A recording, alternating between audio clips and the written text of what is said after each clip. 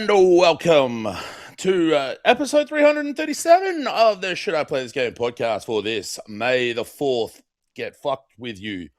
Graham Banks. How are you, sir? In this most normal of podcast introductions. Mm. I hate May the 4th. I think May the 4th came before Mario Day, didn't it? March 10. Oh, yeah, way before. Yeah, way before. Mario Day is fucking stupid as well. Let's get that out of the way. Mm. But May the 4th be with you. Moving on. How's Tricks? Yeah, not bad. Tricking along. Yeah, it's all right, It's all right. Yeah, it's been a year of a week. Actually, nah, it hasn't been that bad this week. Didn't have anything formal on the recording because you had yourself a busy week last week. Mm-hmm. And then you deep dived on Modulus. Mm-hmm. So I think we can guess one game that you're going to talk about in a momento. Mm-hmm. In fact, why don't you talk about that right now? Okay. First up, that's not what I thought was going to happen. First up, Replaced. Still playing through that. That game is awesome. It's still... Combat is still repetitive, but that's actually not why I'm playing that game. It is the... I was going to say, like, your labeling of it as awesome and then following that up with the combat kind of fucking sucks. Well, you didn't say it that way, but... No, it doesn't fucking suck. It's repetitive. Yeah. So, which having said that, a lot of other games have repetitive combat. So yes, they do. It's not alone in that. No, it's not. But the design, the storytelling, is what is driving me through to play that game. It may change later on. Maybe something comes in, there's an extra ability or something that makes combat a bit different or a bit better. But yeah, that's the main drive for that game. I don't know, man. Punching on with people can be fun. It can be. But yeah, so that game is really, really, yeah. It'll give me, I think, highly unlikely not to be high on my list come Game of the Year 2026. Ooh, big call. If it's halfway through the year, there's not that much that's on the list for me, horizon-wise. Yeah, okay. Yeah, all right. So, I was going to say, I'm thinking more about what's coming. Yeah, nothing for me, so it doesn't really make... Whoa. Yeah. All right. Modulus, factory automation. As you mentioned, I did what may be a new series for the channel. It may not. Called a deep dive, where I played that game for about two and a bit hours. Yeah, it was just over 2 hours. It progressed it a fair bit more in the story, quote unquote. As I said, that game has a lot of things going for it. The design of it, the look of it. We've now got 2 videos on the channels about it, but is it fair to call this a Graham game? Oh, I think so. Yeah, it's not. I'm not sure it's going to be something that's going to be Game of the Year for me, because it's not doing anything. Like, it is still just a Satisfactory from a different angle, if you want to really be really blunt about it. But it is a game that does a lot of things different, like the ability to cut things and then stamp things out and then use the bits from that into other things. Like, it's got a lot of neat sort of... It's more of almost like a puzzle element to it than just a straight up... I was going to say, it does have a bit more depth there. I mean, it is a different kind of depth. Sorry. A different, yeah. I mean, it is a different. Yes, it shares a lot of things with Satisfactory. Obviously, it's a factory game. There's automation. There's production lines. That's obvious. But where you can use those machines in different ways to produce different things, and produce the things you've got to need to progress the production stuff, it is a different modules. Basically, that's exactly what they are. That's what they're called. They're called modules. So yeah, as I said, it's a very neat game. Yeah, I was going to say, is the word "little" really applicable here? I mean, yeah, I guess in a way, because it's not a AAA game. I guess it's little, but obviously in terms of the potential playtime, I'm not sure it's going to have the big playtime that Satisfactory had. I'm not sure it is that kind of game. I don't know if it's got a sort of a defined endpoint.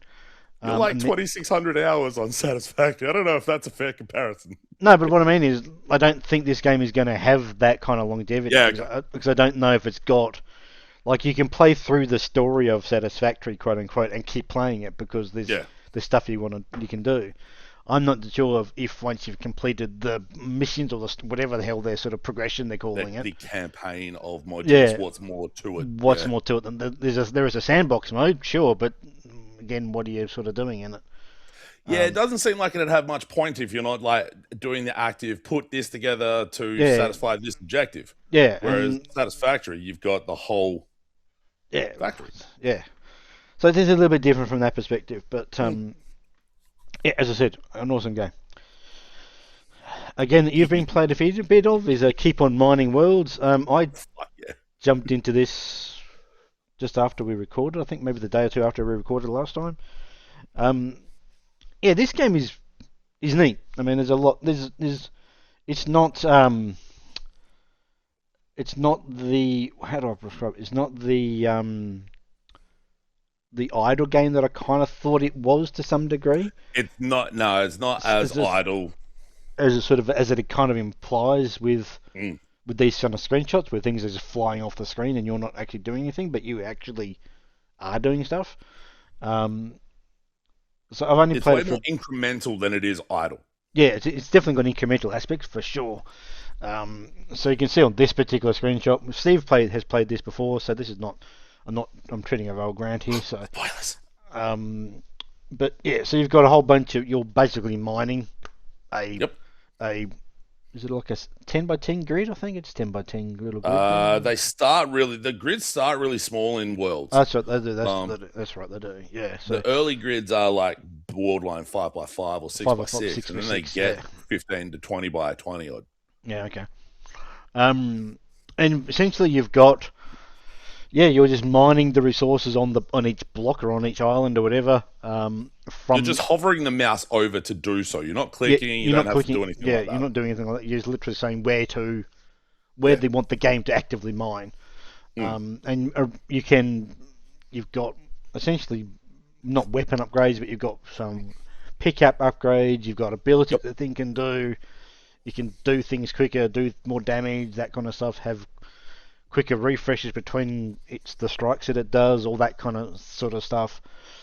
The And then, session times are really short, yeah, particularly early on. early So, on they get to be like 20 odd seconds, I think, is each yep. sort of run, quote unquote. Again, you can upgrade with all the things you can see the things top on the top left hand corner, all the things flying up there. They're all you're picking up in that particular run. Yep. That then gets turned into automatically into ores based on some sort of maths, basically, that turns Yep. it into numbers. And then from those ores or those bars or whatever you're creating, you're building from it. You then use that to upgrade a crap load of stuff. Yep. And then in the bottom left, you can see there's other things you can pick up. There's quartz crystals that are upgrade Gems. materials for gems, and which upgrade your equipment, and buy more worlds and stuff like that. So Mm.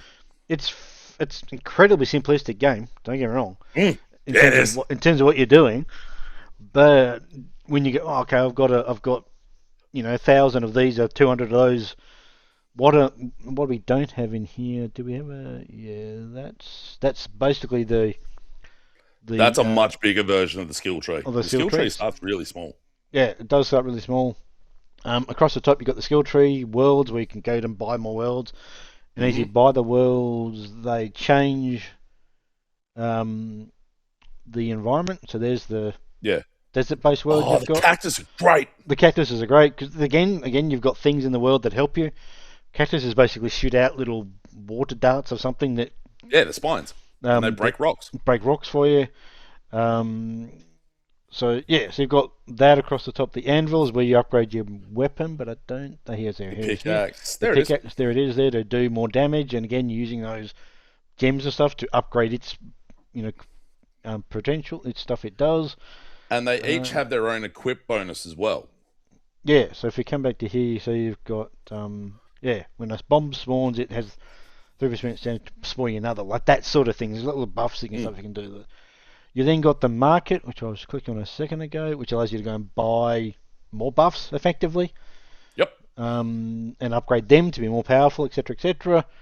The And you can mines, also change, like in that top right hand corner of that screenshot, it's got the extent to which ores turn into yeah, coins into coins, beyond the ingots as well. which is what's used in this. So this thing uses the coins for the most Yep. part to buy stuff, as well as the crystal stuff. You've then got the mines menu, which is basically literally 3 mines, and they are Mm-hmm. passively mining stuff for you for the bars, the XP and gems. So you can, even if you're Yep. not actually doing a run, or just sitting on the menu going, what am I going to do next? It's doing stuff for you. And then the last thing I think is that screenshot. The Yep, artifacts, the yeah. artifacts. There's way more artifacts in Yeah, this one than there is in the original. okay, interesting. Okay, so there's 4 levels. Do they stack? Can you get more of each one? What do you mean more of each one? Sorry. Like there's common. Can you find duplicates of the same ones? Is what I get. No. Oh, okay. So it's just one off. Okay. Yep. And these are basically buffs that Mm-hmm. happen. Um, and for example, that one. So Blue ring. blue ring. So, and you can see the background here. That's what a run looks like at the end of it. Yep. How many things you gathered per item.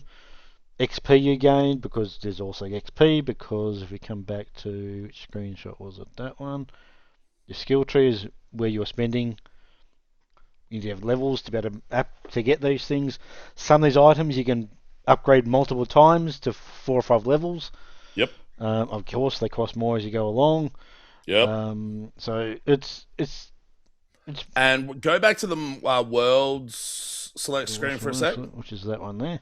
So the books that are in the top left-hand corner there, they come into play as well as that. You can use them to improve, I think, passive buffs. So, for example, you get a skill eventually where it greatly expands the circle and the area of the mining circle. Yep. So that'll come into play as you go through as well. And also, what's not on this screenshot, unless it's in one of these other ones. These talent cards you can get. Those are the things that get improved with the books. Yeah. So they just do what they do. What it says on the tin. What it says on the tin. You can have multiples of those at any one time. So Mm. I think I've currently got 4 of mine active. So some of them increase the time the run is. Yep. Some make it do more damage. Some make rocks spawn quicker, like that sort of stuff, or more frequently. Mm. So it's got a lot of neat little aspects to it. And because the runs, quote unquote, like that's saying they're doing 23 minutes. That's a heck of a run. No, that's seconds. 20, just go that, It's is it that seconds and quote unquote microseconds. Is it that accurate, the timing? I've never actually noticed. Yeah. Paying attention. Okay, cool. I think I got to a point where I didn't have it going. The longest I had it was about 43 seconds, but that was where I'd also be having rocks. Like after I'd mined a certain number of rocks, it'd add another second to the timer. Oh, okay. So, okay. So a session might go for a minute, minute and a half, but not as a function of the timer, but as a function of those different buffs and the way they work. Yeah, yep. And that's why, like as I said, like I was about to say, like having those runs, quote unquote, be incredibly short means you can actually just keep. It's actually quite quick and easy to just roll into the next one and go, okay, I'll just keep going. Yeah, you can. And you end up playing for 30, 40 minutes and go, well, and you go, yeah, you can. You do achieve a lot in that time. So it's a neat little game. It is. I really liked it. It's really neat. The only thing, my only complaint with it, I'd like it to be controller support, because you could definitely do it. Okay. I didn't realize it didn't have controller support. I'm pretty sure it doesn't have it. I don't believe it has it. I'm now going to have to double check. I just ran it with. I just had mouse going on it. I'm pretty sure it doesn't have controller support. Let me double check that. Yeah, it definitely doesn't claim to have controller support, but it is playable. It does not claim to have controller support. No, you're right. It is playable on the Steam Deck, so you kind of think it should have. It should though. But no, it doesn't. Because that would be just a nice game to be able to sit on the couch and just play a lot longer than I could be if I was sitting at my desk here. But that is Keep on Mining Worlds. Very neat. Oh, it's so good. I got all the achievements in 6.9 hours. Nice. And the last one on my list is one that's also on your list. Yeah, because Um, I saw this pop up for you, and I'm like, I know this is coming out this month in early access, so I'm um, like, oh fuck it, I'll have a go so we can both talk about it for a um, change. yeah, this is a game that's coming out in about a week, bit under a week, I Yep. think. No, Um, literally this week. as I said, under a week Okay, yeah, good to, call. to be technically correct. Um, so it's Alabaster Dawn. Yep. It's I thought when I first looked at it, it was um, turn-based, but it's not. No. So it is direct action control. You play as well in the very beginning of the game. You play as a completely different character, sort of a Yeah, it prologue gives kind of you thing. the abilities. Gives you some of the abilities later, and I think you're going to get later on. Mm. That particular stuff goes pear shaped, Yeah, it does. and you then wake up as this character who's called June, Junie. June, Junie in some cases. By some I people, thought it it's was June. Juni. No, I'm pretty sure it's June, and they just call it Junie sometimes. Um, okay, so yeah, so you're playing as that character. Mm. You're directly controlling them. You've got jump abilities, run abilities, and there we go. Finally got some fancy combat. So The jumping is very auto jumping though. it It's is, not. yeah. It's not as if you've got a lot of. You got as long as you press the button, it'll basically jump for you. There's Um, almost. It's almost more a more combat heavy Legend of old classic Legend of Zelda. mm. And so look in this screenshot here. It's very very minimal UI, which I really like about it. Mm. Your top left, you've got your health bar essentially, and your current weapons. Bottom left, you've got health potions. They essentially restore your health as they kind of thing. And that's all you've got on the UI. It's very, very clean. Um, you've got standard attacks. You've got an X to do a standard attack. You've got, I don't know if they do. Yes, they do. Cool.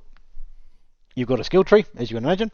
Um, and the standard stuff, health upgrades, armor upgrades, do more attacks, that kind of stuff. Plus, you've also then got I've only got one of these things, which is some sort of I did not play enough of it to get to this point. yeah. There's this thing on the top left hand here on this cordis thing is like a gem that you can put into your equipment. Um, so that must actually be. I'm just trying to. Do they have the? No, they don't. Yeah. So you've got gems as well to put into your weapons. Mm. You get two weapons in the demo that we've both played. The demo is what we've both played.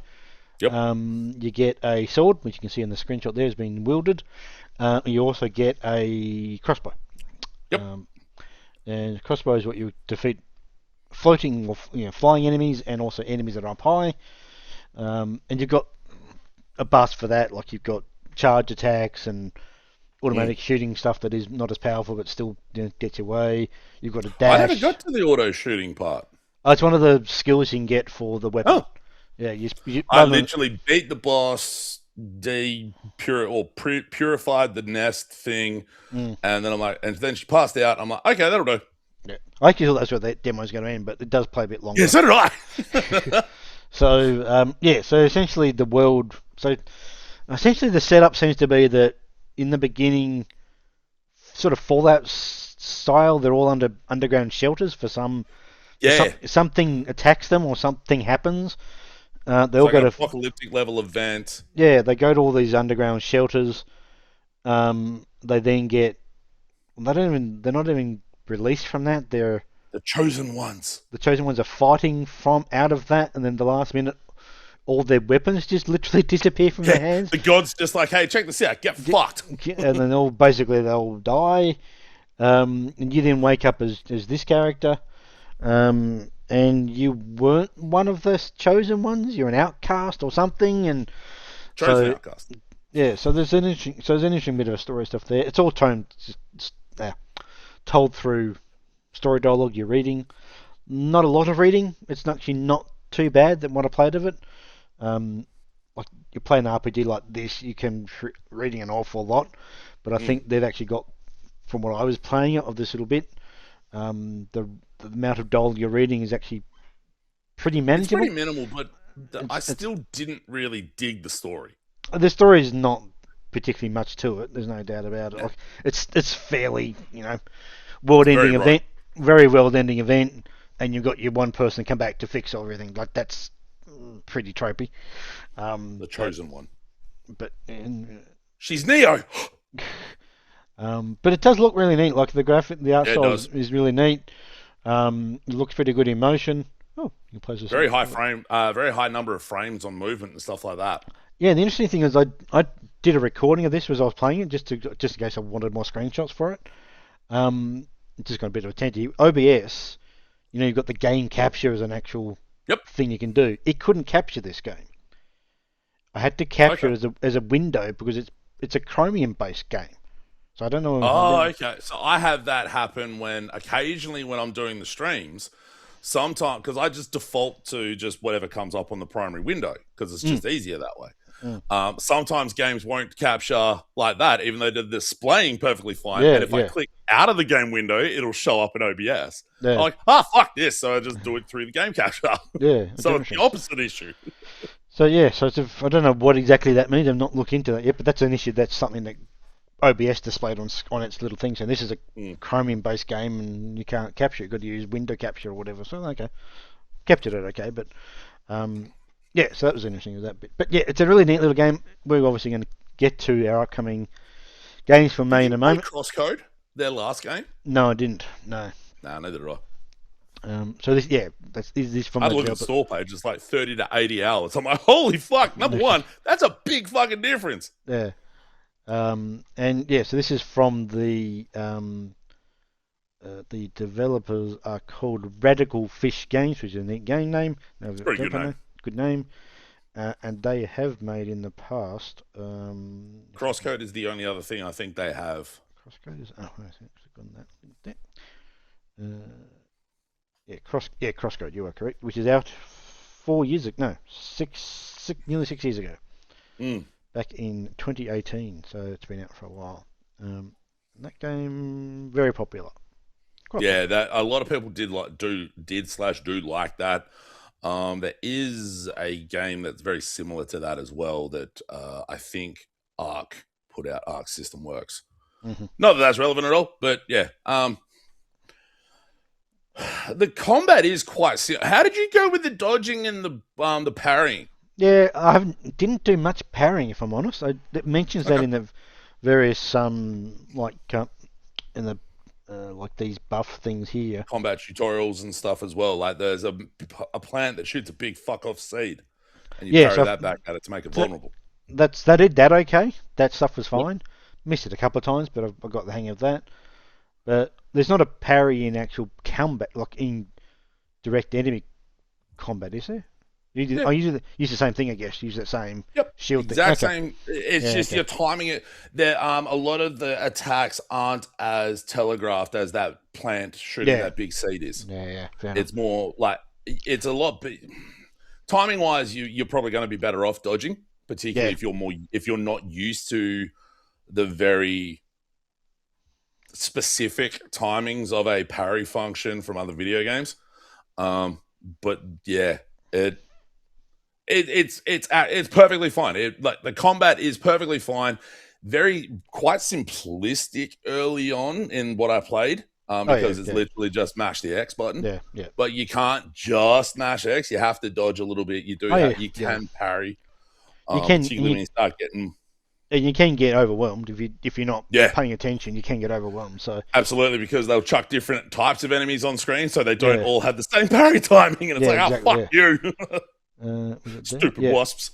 So like that enemy's only got 1, 2, 3 enemies on screen and one up high, so you got 4. But it's not unusual to have half a dozen to 8 or 9 enemies on screen. And even those wasps can be real fuckers because they have the dash move and they have a little shot that they can throw. Yeah. So, you can parry both of those. Yeah.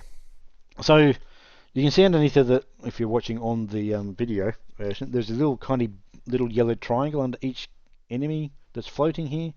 When that fills up, they get sort of stunned, I think, essentially. Yep. And then once they're stunned, they basically go to the ground, and you can really wail on them after that. Beat the shit out. And that's how you can really get them down quickly. So it's got it, and that also applies to boss battles as well. So there was that big boss battle we talked about. So So yeah, it is. Yeah, I'm looking forward to seeing what. So coming out in early Mm. access, which we'll get to obviously a bit later with upcoming games, but early access on the 7th of May. Um, I wonder how long they're planning who for knows? that early Yeah, access. don't know. They are planning. Uh, oh, here we go. We expect early access to go on for at least 2 years. Okay, so they are really early then. Okay. Yeah, I was going to say the first sentence: early access will continue as long as necessary. Fucking thanks for the helpful fucking. But then, like a sentence later, it actually does specify. So it's like, all right, cool. Yeah, I will probably buy this on launch and then forget about it till it comes out in early access, and then be really surprised. Yeah. So it's got the demos is what we've both played. Mm. That 1.5 hours to 2 hours of 2.5 hours of content, two melee weapons which we've Okay. both used. Oh, no, we've only used one of them, so there must be a second one at some What's point. that? Sorry. There's two melee weapons in the demo. Oh, yeah, no, I haven't. I only I did the didn't. I only boss, got. so Only that's got what I the. thought. Only got the first one, and there's also two range weapons which I've only seen played in one of two. So, yeah, 9 enemy types and 4 bosses. So it's a pretty decent chunk of a demo. It is a substantial demo. Um, so A lot of and demos are getting, particularly indie game demos, do get quite generous mm, because they really do want to have, like, it's that border of. So a lot of indie games will take the progress in the demo and transplant it to the main game. yeah, yeah, Which, for a game like this, particularly an early access game, it's like, well, yeah, I'll buy it and then probably won't play it for 2 years. Then I'll yeah. pick up and I'm like, oh, what the fuck happened before this? But yeah, they do want to get people in. Yep. Whether it's the demo stays up after the early access launch, sometimes that's a bit of a different story. Mm-hmm. But it looks fucking fantastic. It moves great. The Yeah. number of frames of animation, they put a lot of work in there. Yeah, it looks good in motion, all that kind of stuff. I would like to think it's not just going to stretch itself to like dozens or even hundreds of hours just for the fuck of it. Yeah. Yep. But we'll see. Yeah, but no, it is very, very neat. Mm. And that is my list. What's Yes. yours?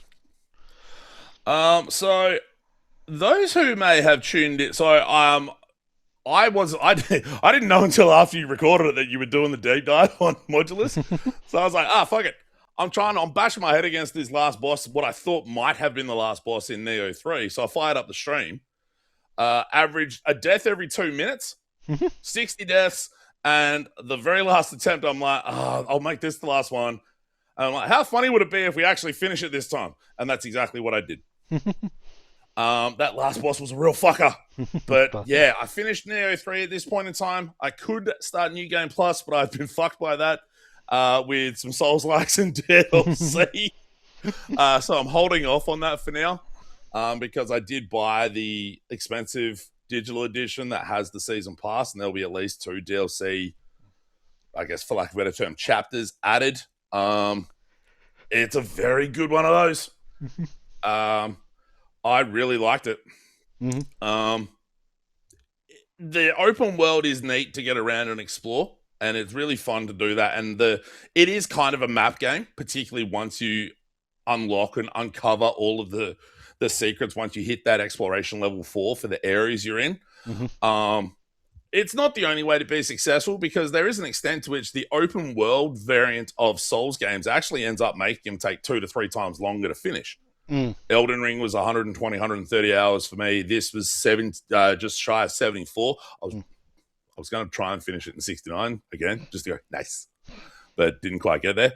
But Liza P is something that's about 20 to 30, and it's really quite linear, but just as successful and just as interesting and entertaining. So as long as you maintain the sort of tightness of the movement, the escalating power, damage of the combat, and just that right level of fuck you to the combat and boss design, I think I'm always going to be interested in a game like that, at least for now. I think the aesthetic behind it is fantastic. It does borrow quite a bit from Neo 2 in particular. Very much orally, more so, almost. But it's not so big of it's more of an iterative leap qualitatively, but I think it's fantastic. I really enjoyed Neo 3. I think it'll probably end up top 10. but I don't know yet. But I fucking loved it. I loved every minute I played of it. Even the boss fights where I'm like, fuck you! A game that didn't really have much of a fuck you moment was Relooted. I talked about this last time. I have since finished it. Just under 9 hours total. All but one achievement, which was a very specific story achievement that I didn't fucking do, which is always great. They kept the planning side of the heists just on the right side of being complicated, which was really like the thing I was worried about was that they were going to really just blow the planning of the heists out of the water just to be really, really complex. But they know what they had and they established that and built on that really, really well. There was just enough trial and error to the escape sequences and the movement puzzles therein to make it really engaging to try and do, and to get all of the different artifacts, because there were some optional artifacts, there were the ones you needed to get, there were some scanned artifacts, and all of the movement boosts, which served as a collectible as well on the escape, which by about a third of the way through, I'd really nailed the timings of them down, so I barely had to repeat any levels after that point, so that was great. Narratively, presentationally, everything I said about it last time still holds true. I think that like presentationally, it's pretty neat. It does a great job. It's not going to be groundbreaking or earth-shattering. Same like the story, very important from I guess the artifacts that have been stolen by various empirical or imperial. Jesus Christ, I was stuck on a word for a second. There was a not so obvious heel turn. More so who the heel turn was a bit of a surprise, but there has to be one. The last level actually wasn't like most of the time you expect last levels to be this really complicated culmination of everything that came before it. The last level for this wasn't that. It was actually almost a little bit more relaxed. Okay. It didn't have like the big complicated escape sequence. It kind of like vignetted it and like made cuts in between. So it was a really neat way of actually wrapping up everything. So it wasn't just this like massive time crunch, time pressure thing. They do seem to set up something to follow on. What that is, I don't know. Whether it's DLC, whether it's a sequel, I don't know how well it did. The open critic score is perhaps not as good as I would like it to, as I think it deserves in particular. I think 75 is a bit harsh. I think 80, 85 is a fair score for this. But again, reviews are just an individualized opinion on a game. I think it's really, really neat. And I really enjoyed the playing of it. I might have asked you this last week, but last episode, can you get the planning wrong? If that makes sense? The planning it's really only what entrance point do you want? Where are the actual artifacts? Where are some extra shit to find? What's your exfil? Okay, you're not actually planning a path through the environment. You're just knowing where things are, but then the drone plans the path for you. Oh, okay. If you go, I want to pick this non-essential optional artifact up, the drone will add it to the escape path. Okay. And then as you go through, before you set the alarm off, you're going through and you can scan these additional artifacts and you can figure out what the actual pathing is and how to do it.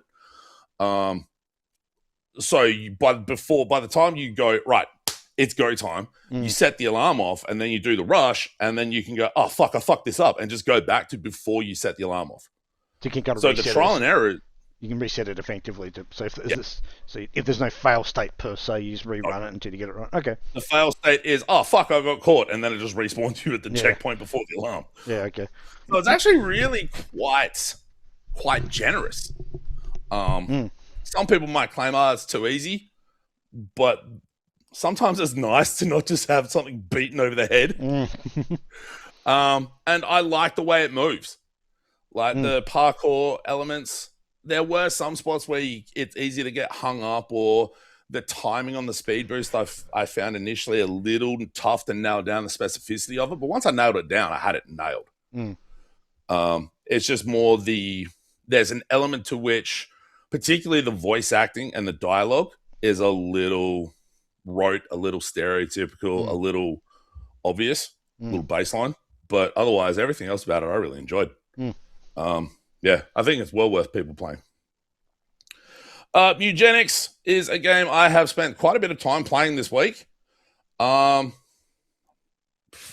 talked about it last time. I don't think there's an easy way to explain this other than you take control of various cats and send them. I don't even know where this is yet because I'm not anywhere near close to this. When for people who are just on the audio version, this is like hell, I think.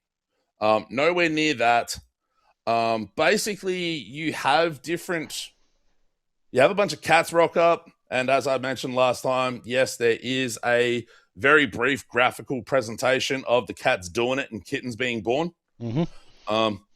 And you can, let's say, donate cats in various different ways to some different characters. This guy who talks about having a wife while being really quite overtly gay. He really wants kittens. Don't know why. And then that will give you different additional pieces of information as you go. It's very much a Into the Breach, very simplified XCOM-like. It's quite a big game. Like, I've got about 14 odd hours, and I think I'm about 7% complete. Cool. Oh, Jesus. Okay. So there is a fair bit to it. Like, how long to beat has it between 60 and 80. But I'm only playing it in short bursts. Like, I'll do, for lack of a better term, I'll do a run. Which, is there a map? There is, there. Nope, that's not a map. It doesn't actually have a map screen. What the fuck? So you take 4 cats. You can assign them roles. So red is the fighter. Purple is the mage here. Green is like an archer. Yellow is a tank. There's a cleric that's white. There's a thief that's yellow. I think that's all of the classes I have unlocked right now. You only take 4 at a time.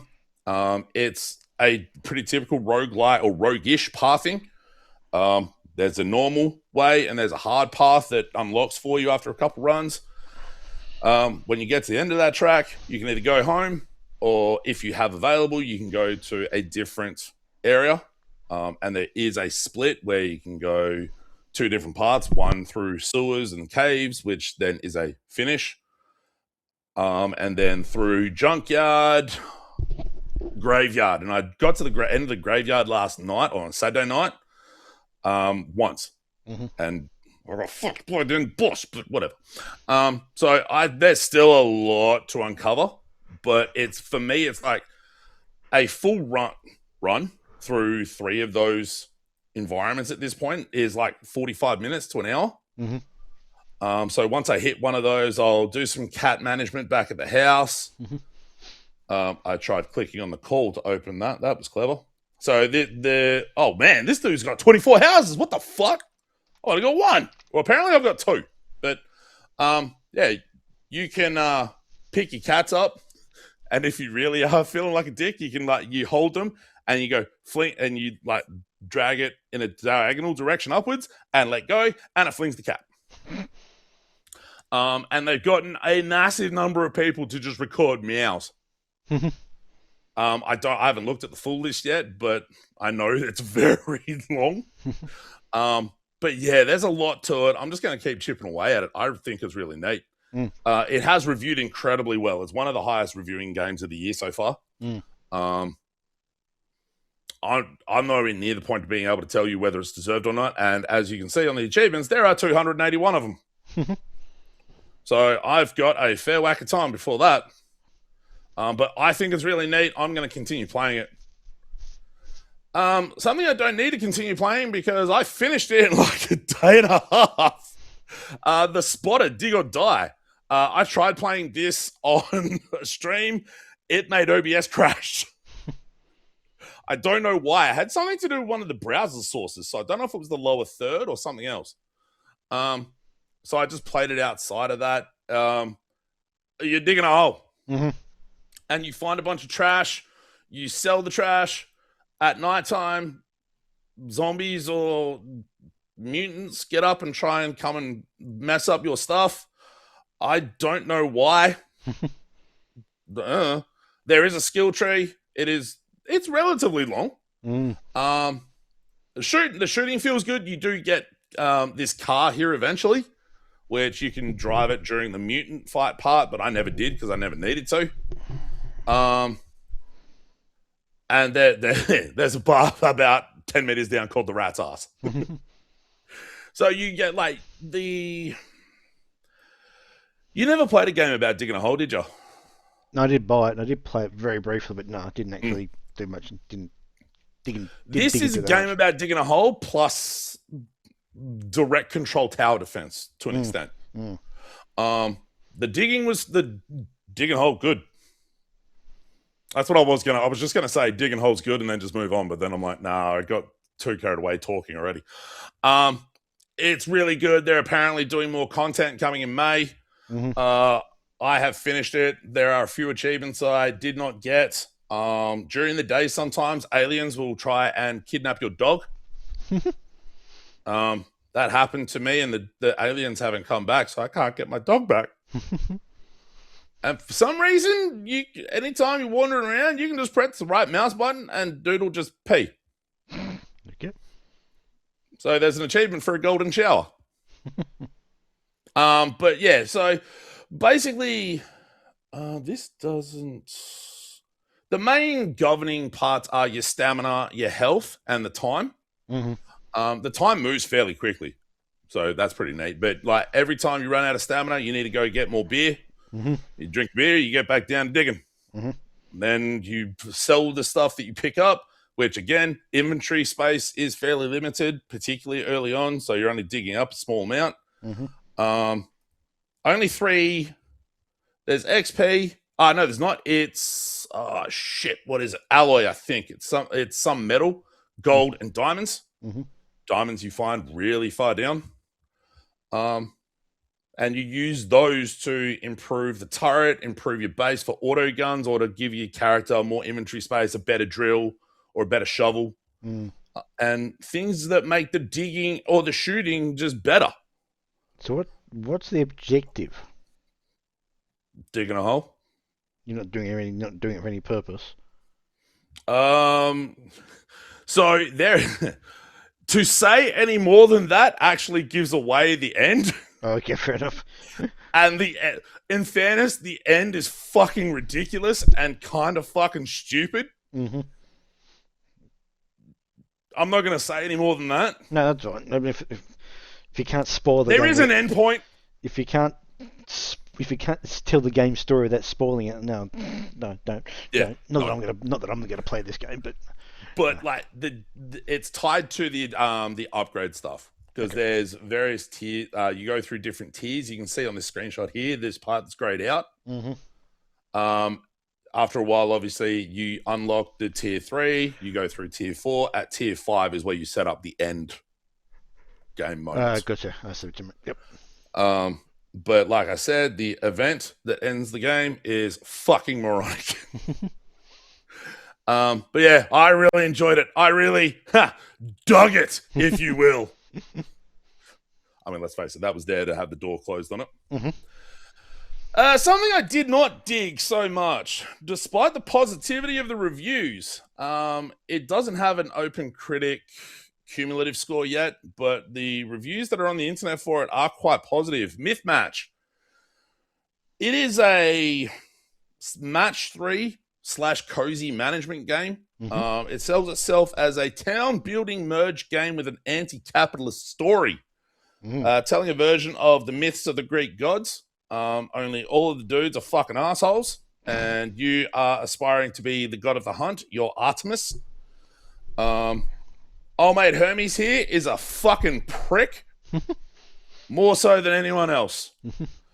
So basically, every day, like, you are sent... there you go. You are sent down to Earth to help the mortals. You go through a day of doing that. Like, you can... But, like, there are items in the environment. You might be able to see this bug here in the screenshot. 3 of those creates a raccoon, which you chuck at trash piles, and the raccoon eats the trash pile. Oh, okay. Yep. So it's kind of match 3. Well, that's why they call it merge 3, because it like goes in levels. Mm-hmm. So, like, you can get twigs, merge them into a log, merge 3 logs into a stack of planks, go from there. Mm-hmm. Um, so that's relationship management with, because all the males are gone as a result of the war. Oh fuck! It's a war that's part of the ancient Greek history. I can't remember it off the top of my head. Um, so the match 3, it like there's a part of it because Artemis in this screenshot, you can see how she fires an arrow to the item, Mm-hmm. fires it, and then she can throw it 4 blocks away because it's very grid based, even though it's not obviously grid based. Mm-hmm. That kind of bothered me at first because, like, you try and set up chains, you're not trying to match more than 3 in this. Okay. It's more about merge, merge, merge to create the chains of merging into bigger and Yeah. yeah. The I have the story. How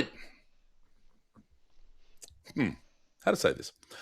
I did not really dig the story because the male characters are just so fucking obnoxiously and pathologically misogynist that it just felt really uncomfortable and unpleasant and kind of a bit of an ick. Like, they're meant to be unlikable, and boy, did they make them unlikable. Holy shit. But the narrative of it, I did not really like the narrative because of how much of a we're guys, you're not, nah, it got.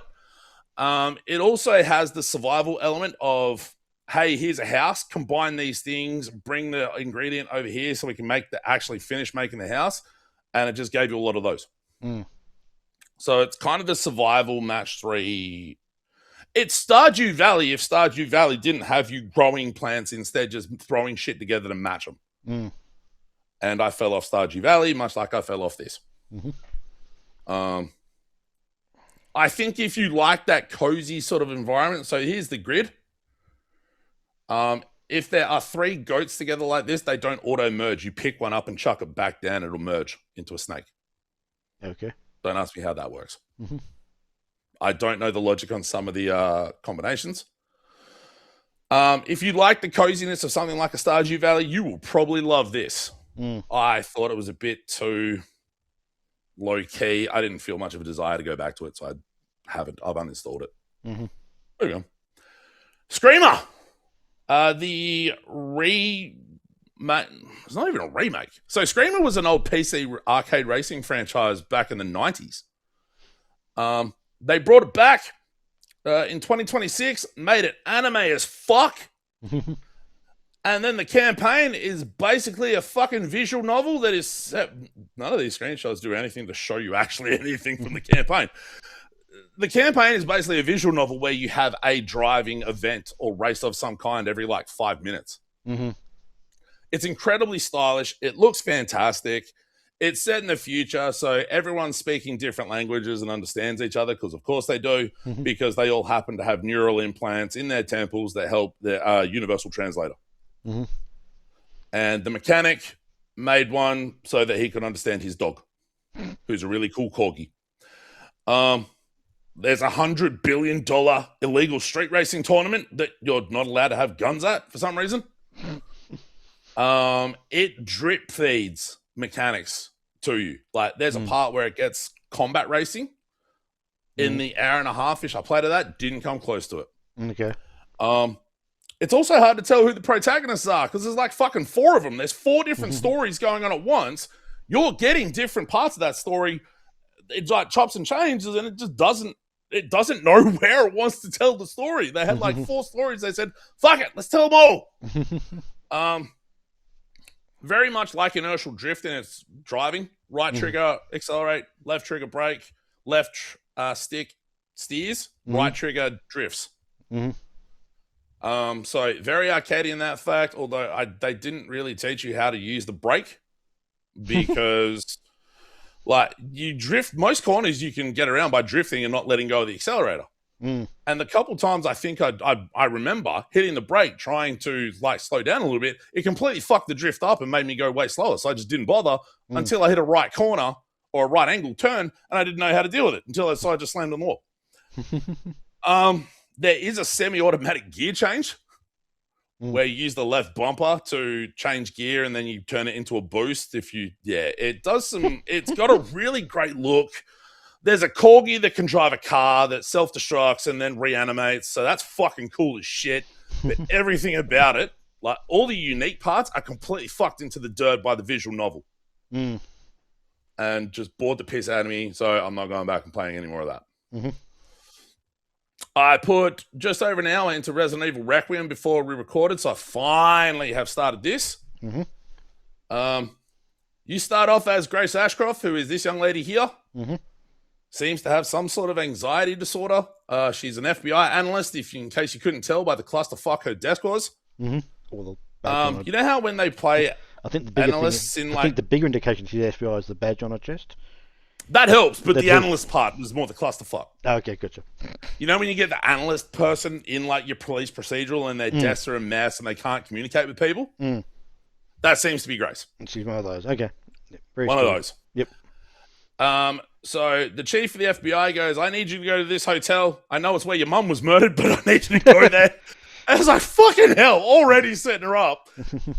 Like, she just ends up in things that just aren't nice. I'm not going to say any more than that right now. Not rookie cop Leon S. Kennedy. He drives a Porsche. I don't know who paid for the Porsche placement, if it was Porsche or if it was Capcom, but he drives a fancy Porsche. It actually plays very differently depending on who you are. Like the story will chop and change between the perspectives. Grace, it recommends first person, and it's very high. She's very fragile, very hide. Don't try and shoot things. It's like, at least early on. Leon, you just walk around with a fucking gun, just shooting things and running up and kicking them. So it's very survival horror-y for Grace. This is, again, her. Also, this game was the one at the center of the DLSS 5 bullshit.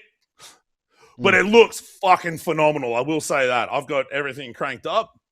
The reflections look fantastic. Capcom is doing some awesome work. The stories converge. Leon ends up in the same hotel where Grace is and is having bad things happen. And then they sort of run parallel to each other for now. Capcom has a love of massive tank-like monsters or characters. That's starting to get a bit cliche, but they've been doing it since, 2 with Mr. X. Like, you had the Lady Dimitrescu from 8, the big werewolf dude out of 7. 8. Huh? No, 8 was also both the big werewolf dude in the village, because 8 was village. Was both that and Dimitrescu. But there's a massive fucking, like, mutated zombie lady who picked the dude up and bit his fucking head off. That was unpleasant. But Grace is very vulnerable. Leon's a fucking badass. And I'm about less than an hour and a half in. So I will have more to say about this next time. And I played Alabaster Dawn. Let's talk about it. Yeah, we already talked about it. So that's my games. Go. Let's go. Do you want to come back to us, or? Yeah, we'll come back to us and then we'll do. You want to the upcoming games of May? Yep. Because let's face it, it's gonna be May. I had to do it. You asked me before we started recording. You're like, "Have you got any more games to add?" I'm like, "Dog, I could fucking double or triple the list." Let's not get carried away. Dead is Disco is coming out on Tuesday. The day after this will go up in early access. I played the demo. It was fucking incredible. I'm very much looking forward to the full release of this. Basically character action, but I think it's really well done. Mixtape is finally out. Annapurna's mix. Oh, Terra. What was it? TerraTech? Remember the Arse game? Yeah, TerraTech Legion, the Arse game where you could build your car. That got a 1.0 date and release since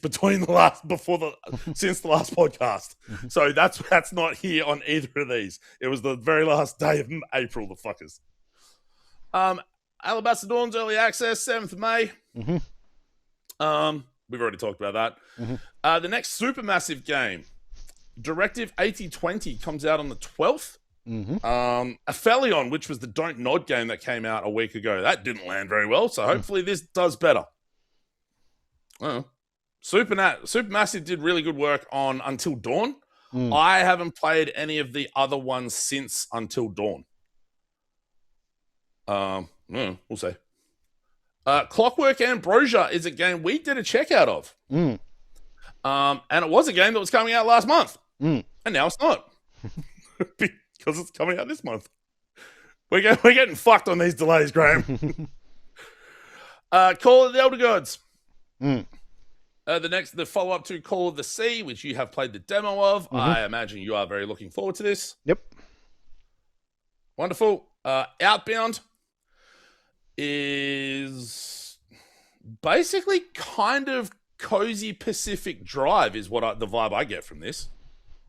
Yeah, sort of. I played a demo of this, and I don't think I did a video of it. Pretty sure I didn't. No, you didn't do a video of it, but I think we talked about it on here. I think we talked about it on one of the podcasts, I think. Yeah, so, yeah, it's just got a... Like, if you go through some of those screenshots, if you click on the fourth one, go to the fourth one, you've got this sort of... You can see in the ground on the bottom of the vehicle there, like the grid, that's like where you can place things inside your campsite.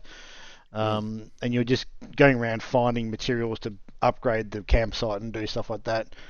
And you can see it gets quite elaborate as you go along. And then basically you unpack your own campsite and just drive around. So it's got... I think it has potential. I think this is going to be is whether that gets to a decent point quickly, whether that takes ages to get good. I think that's going to be... How survivally it also is as well. I don't think there's going to be a lot of survival stuff in it. I don't think. Okay. There doesn't appear to be a lot of I don't think there's any combat from memory. No, more just the construction elements and how complex that is. This is going to depend on just how drawn out that process is. But it has a lot of... I think it has potential to be quite good. But also could go on its face as well. So. That's always the danger with these things. Yeah. It should be noted that it's coming out like 4 days early because of Subnautica 2's early access. They were like, everyone's going to be playing that, so are we. So we're going to put it out early. It's like, good for you. This is the £1 million gorilla of the month, Forza Horizon 6. I already have this on pre-order. So I'm very much looking forward to this. If it's anything like 5, I'll probably sink another 250 hours into it. Yeah, well, from all the previous stuff I've read about it and seen about it, they're sort of going back to the more original structure of the Horizon Festival, which I think is a good thing. Everything I've seen about the visuals of that game, they've knocked it out of the park again, from what I've also read. So, yeah, really looking forward to this one. Fucking A. I think this, at least personally, it feels like it has a very good shot of becoming my game of the year because I fucking love... Yeah, I've loved every Horizon. Every Horizon game has always been high on our list collectively and separately as well. So, yeah. Yeah. I don't know, that's obviously a placeholder date for the PlayStation version. Based on comments made by Ash Sharma and Matt Booty recently, I don't know how likely it is to get a PlayStation release because they're talking more about exclusives again. It'll definitely get one because I think they said they're going to get it, but I don't think it'll be this year. No. Deep Rock Galactic Rogue Core, first-person shooter roguelite. So basically, Deep Rock Galactic without the mining. Why not? The shooting mechanics in that game in Deep Rock was great. I'm very much looking forward to this. Zero Parades for Dead Spies is the next game from the Disco Elysium developers. Only without the main creative minds behind Disco Elysium because they got fucked off. It has gotten some positive buzz about it, and holy fucking hell does it look like Disco Elysium. Yeah. Not surprising. I will say that. Yeah.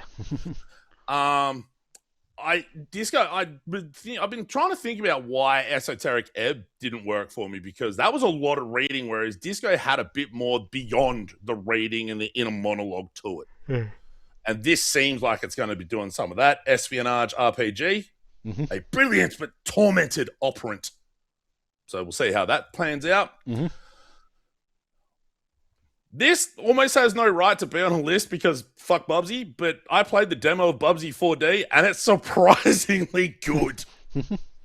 Like, if you told me that a 3D Bubsy game was worth any kind of fuck whatsoever, I'd have told you you're an idiot. But I played the demo of this on stream thinking that, yeah, Bubsy's a pervert. We know that. All of his friends hate him, which makes sense. But this game is actually half decent. It was actually really quite fun to play. Yep. Which is something of a surprise. Lego Batman. Most mention the date the game's out on, since we're going through that. Sorry, Friday the 22nd of May. Yep. Oh, sometimes I forget not even some people might not be watching. Yep. Anyway, Lego Batman is getting advanced access on the 19th. That's not how. Oh, okay. I thought that was Thursday for a second. On Tuesday the 19th, Friday the 22nd is when it actually comes out. How keen are you for this one? Quite keen because it's a Lego game. Yep.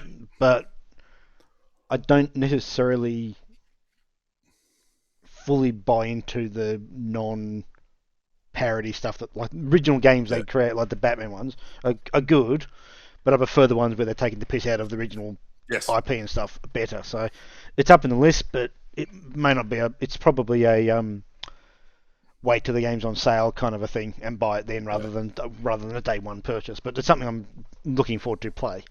But it does very much seem like they're trying to hit the Arkham series, but Lego. Oh, that's definitely what they're trying to do for at base level. Because I mean, you've literally got a version of a Batmobile here. And if you go into one of the screenshots, the combat's very similar as well, how it sort of goes through each one area, one sort of enemy at a time, sort of thing. So, and that looks hell of Arkham Knight. Yeah, it does look pretty good too as well in terms of what they've presented presentation wise. But yeah, probably not a Paralives. Yep. Is this a you one or is this? That's the one I put on here. Yeah, so okay. Yeah, it's an interesting game in that it's out on the 24th. 25th. And it's just about life basically. So it's not something I'm going to dive into. I'm really, really, really keen for, but it's an interesting concept because you're building it, sort of, but not. What's the word? Not how to describe it? You're not to the same broadness, if that makes not the same. Oh, it's a little bit more specific. Yeah, it's not, not like okay. You're not doing 20 characters, like 20 characters, quote unquote. But you're designing your house. You're doing stuff. You're doing sort of life stuff, but not. So I mean, we're intrigued by how it lands rather than buying it day one, sort of thing. That's just man. Yeah, I just think the concept's interesting more than anything. Whether it's any good, as always. Yeah, it seems like to be a more granular. Well, no, maybe not granular is not the right word. Maybe it's more focused, I think, than a Sims would be. That's the word I was looking for. I was going to say restrictive, but that's more negative. The Relic First Guardian. I'm very much looking forward to this on the 26th. Action RPG / Souls-like. I've been very impressed by what I've seen by this, so we'll see how that comes together. And finally, last but not least, the full release of Life Below on the 26th of May. It's city building underwater. Yeah, I'm just trying to check. We talked about this halfway through last year, so it's been nearly 8 months or 9 months, or even before that sort of come out. But yeah, it's essentially city builder underwater. So it's got the same sort of mechanics you have in a regular city builder. You got energy, air, that kind of stuff, but you're doing it all by underground versions of the equivalent to the same thing. So I found the demo, played of it last year, very neat. So yeah, it's finally coming out in a full release, which is probably the surprising thing. I thought that was going to come out in early access, but no, they're coming out 1.0, which is good. Wonderful. So May's got some stuff. Who would have thought? New month, new video games. And as always, this will go up, and then a week later, something or fucking mixtape will get delayed to September. That'll be the real bummer because I'm looking forward to that. The trailer work they've done on that with the sort of Spider-Verse frame animation stuff has looked so neat. Yeah. But I think it's a pretty neat looking month of video games. Yeah. A good lot of different stuff in there, that's for sure. And that's what I'm also very much noticing, that we are getting quite a bit of variety this year. Like both Dead as Disco and Mixtape are really colorful, although very different types of games, character action, kind of adventure-y. And then there's Forza Horizon 6. Yeah. Which, fuck yeah, let's go. Anyway, that is the games of May. So I think now might be time to take it to the beginning of the end. Yep.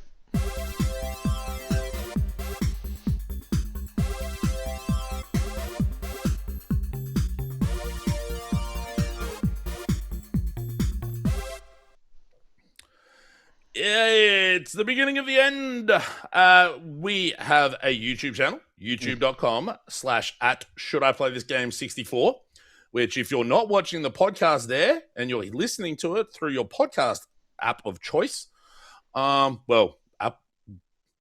is the podcast app on Android phones? I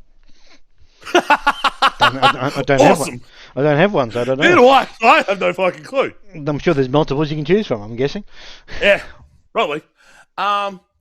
You had the deep dive of Modulus go up last week, as you mentioned. I have multiple Friday Night Funs, Saturday versions, and the Sunday version where I beat Neo 3 and died a whole hell of a lot on the way to that. Twitch.tv/Enemy Starship is where you can, if you give me a follow over there, you'll get a notification when I go live for said streams and said silliness. And next week, probably Split Fiction. Hopefully so. Depending on how things go during the week and stuff. And in 2 weeks' time, back with another podcast. Grand thanks. Yes. It's been good. Thank you for hanging out once again. This has been the Should I Play This Game podcast for the 4th of May, episode 337. We'll be back with 338 in a couple of weeks' time. For now, thanks for hanging out. Take care of yourselves, and we'll see you on the next thing. Bye! Bye.